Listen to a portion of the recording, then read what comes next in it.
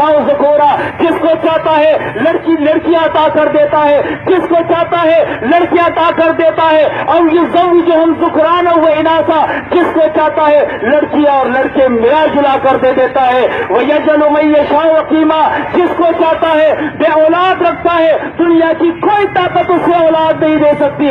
اللہ کے بندو، یہ مولویوں کی کتاب نہیں ہے، یہ کسی پیر کی کتاب نہیں ہے، یہ میرے استاد کی کتاب نہیں ہے، یہ اللہ کی کتاب ہے، تمہیں درس توحید دے رہی ہے اور خبردار کر رہی ہے، انما هو الہ واحد، سنو تمہارا الہ ایک ہے، هو الذی فی السماء الہ وفی الارض الہ، آسمانوں میں ملائکہ کے بھی وہی مشکل کشا اور الہ ہے، زمین میں انسانوں کا بھی وہی الہ اور حاجت روا ہے، اس کے علاوہ کوئی نہیں ہے۔ لا تتخذوا الہین اثنین انما هو الہ واحد، تو الہ نہ بنانا کہ اللہ بھی الہ ہے، نبی بھی الہ ہے، اللہ بھی الہ ہے، تعویذ بھی الہ ہے، اللہ بھی الہ ہے، جادو بھی الہ ہے، اللہ بھی الہ ہے، یہ نظر بھی الہ ہے، اللہ بھی الہ ہے، اور پیر صاحب بھی ہمارے الہ ہے۔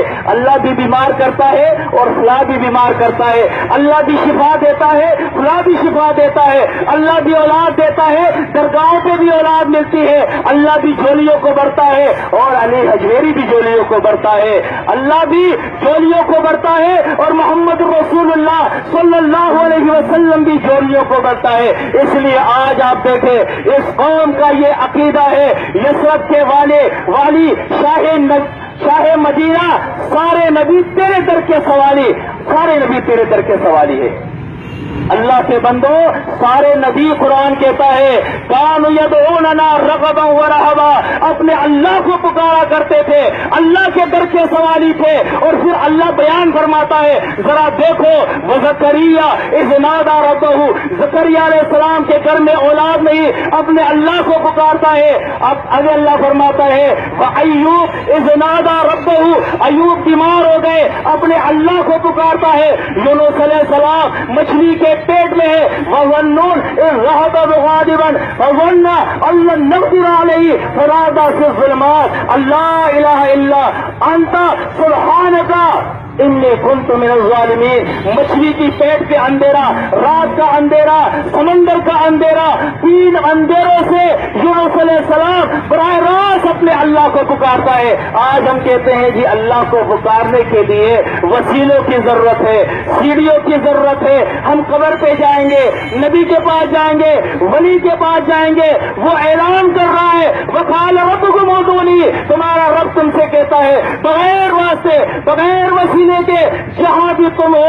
سورۃ الرعد کے اندر اللہ فرماتا ہے اگر تم اپنے رضائی کے اندر ہو وہاں بھی تمہیں جانتا ہو، وَسَارِبُ بِالنَّهَارِ، اگر تم میدان میں گھوم رہے ہو وہ بھی تمہیں میں جانتا ہوں، وَأَسِرُّ قَوْلَكُمْ أَوْ اجْهَرُوا بِهِ، تم آہستہ سے پکارو وہ بھی سنتا ہوں، اگر تم زور سے پکارو وہ بھی سنتا ہوں، إِنَّهُ عَلِيمٌ بِذَاتِ الصُّدُورِ، اگر زبان نہیں تم دل کے اندر دعا کرو، ہم تو دل کی دعاؤں کو بھی سنتے ہیں۔ وہ اردو جانتا ہے، وہ ان کو جانتا ہے، وہ پنجابی جانتا ہے، وہ انگلش جانتا ہے، وہ عربی جانتا ہے، وہ زبانوں کا خالق ہے، وہ سوتا نہیں ہے، اسے اونگ نہیں آتی، اسے موت نہیں آتی، اسے تھکن محسوس نہیں ہوتی ہے، پوری کائنات کا نظام اکیلے چلا رہا ہے لیکن تھکتا بھی وہ نہیں ہے، اونگ اسے نہیں آتی، نیند اسے نہیں آتی، موت اسے نہیں آتی۔ اللہ کے بندو وہ کون سی چیز ہے؟ اللہ بیان فرماتا ہے ذرا بتاؤ، یفعل ما یشاء فعال لما یرید ان اللہ علی کل شیء قدیر۔ اب تم بتاؤ وہ کون سی چیز ہے جو اللہ سے نہیں ملتی؟ تم علی رضی اللہ تعالیٰ کے پاس جاتے ہو، تم علی اجمیری کے پاس جاتے ہو، تم اجمیر والے کے پاس جاتے ہو، تم پیروں کے پاس جاتے ہو، تم فقیروں کے پاس جاتے ہو، تم نبیوں سے مانگتے ہو، تم ولیوں سے مانگتے ہو، تم جنوں سے مانگتے ہو، وہ کون سی چیز ہے جو اللہ کے پاس نہیں ہے؟ اللہ تو ہر چیز دے سکتا ہے۔ میرے دوستان عزیز، یہ نبیوں کا مسئلہ ہے، جتنے بھی نبی دنیا کے اندر آئے ہیں، نماز کا مسئلہ انہوں نے بعد میں بیان کیا ہے، زکوٰۃ کا مسئلہ بعد میں بیان کیا ہے، سب سے پہلے مسئلہ یہ بیان کیا ہے یا قوم اعبدوا اللہ ما لکم من الہ غیرہ واعبدوا اللہ ولا تشرکوا بہ شیئا۔ سب سے پہلے لا الہ الا اللہ کا کلمہ پڑھ لو کہ اللہ کے علاوہ کوئی الہ نہیں ہے۔ یہ عجیب عقیدہ ہے آج، کالے داغے پہ عقیدہ، سیپیوں پہ عقیدہ، منکیوں پہ عقیدہ، دلدل کے سامنے جھکے، تازیوں کے سامنے جھکے، قبروں کے سامنے جھکے، ملنگوں کے سامنے جھکے. یہ کون سا اسلام ہے؟ اللہ ایک ہے میرے بھائیوں. شرک اتنا بڑا گناہ ہے کہ قرآن مجید کے اندر اللہ بیان فرماتا ہے شرک اگر عقیدے میں ہے، نماز پڑھو، روزہ رکھو، حج ادا کرو، مساجد بناؤ، خیر و خیرات کرو، اولئک حبطت اعمالهم وفی النار هم خالدون، سارے اعمال برباد کر کے گرم جہنم کے اندر داخل کر دوں گا. ان اللہ لا یغفر ان یشرک به، اللہ شرک کو معاف نہیں کرتا.